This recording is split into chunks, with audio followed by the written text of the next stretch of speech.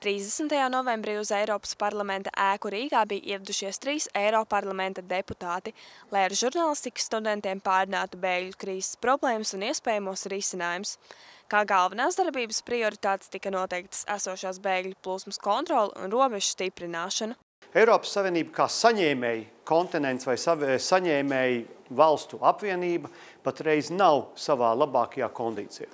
Dublinas konvencija nozīmē, kā jūs rīkojaties ar migrantiem, ja viņi ienāk jūsu pirmajā Eiropas Savienības dalību valsts teritorijā. Šie cilvēki ierodas pirmajā Eiropas Savienības valstī, jāīsteno šis Dublinas process, kur viņš ir jāpiereģistrē, kur viņš ir, teiksim, tajā nometnē tad jānodrošina, bet iznāk tagad tā, kad es braucu uz darbu, piemēram, uz Briseli, man ir lidostā jāprāda pase, bet šie cilvēki vienkārši iet pāri visām robežām.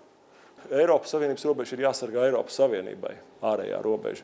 Un tas ir tas pats pamats, ja jūs uzskatāt, ka Eiropas Savienības ārējā robeža ir droša, tad jūs varat runāt par to, vai mums ir jāizķer kādi potenciāli teroristi, lietojot Schengens zonas ierobežojumus. Savs skatījums uz notiekošo ir arī no Irānas uz Latviju atbēgušajam Mansūram. Viņš dzimteni pameta reliģijas maiņas dēļ. I was Muslim in the first.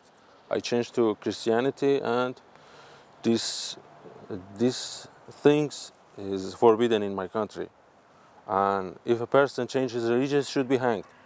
Mansūrs skaidro, ka bēgļi uzreiz nenozīmē terorismu un ka cilvēku bailes un aizspriedums no bēgļiem var kliedēt atklāti komunicējot vienam ar otru.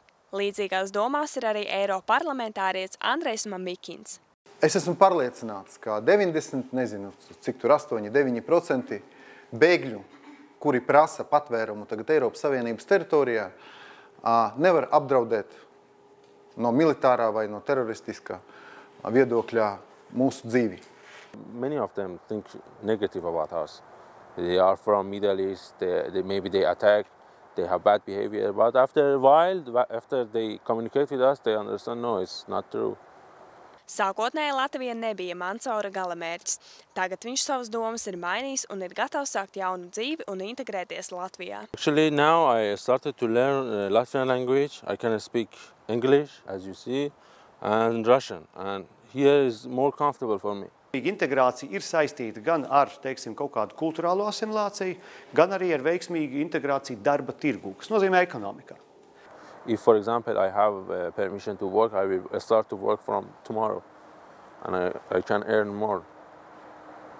Un ja mēs nespējam šiem cilvēkiem 2. un 3. paaudzei piedāvāt, teiksim, veiksmīgu sociālo-ekonomisko vietu savā valstī, tad šī radikalizācija lielā mērā ir neizbēgama, kā tas notiek Francijā, Beļģijā un citur.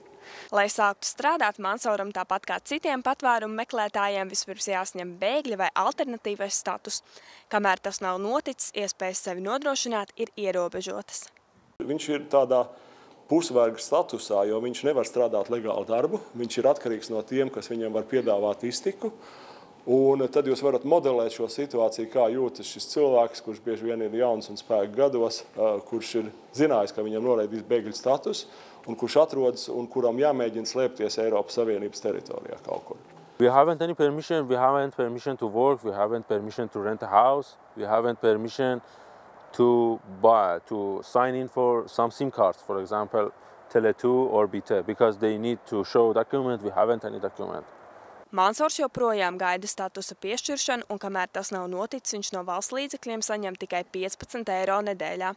Viņš jau rītdien varētu sākt jaunu dzīvi šeit Latvijā, bet lēnā lēmuma pieņemšana to liedz.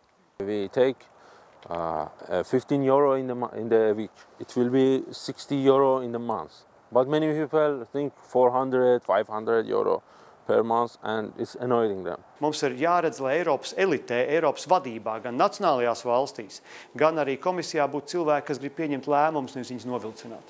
Jo ar ko es sāku, ar to es beigšu, laikam novilcināšanas cena ir dārgāka nekā aktivitātes cena.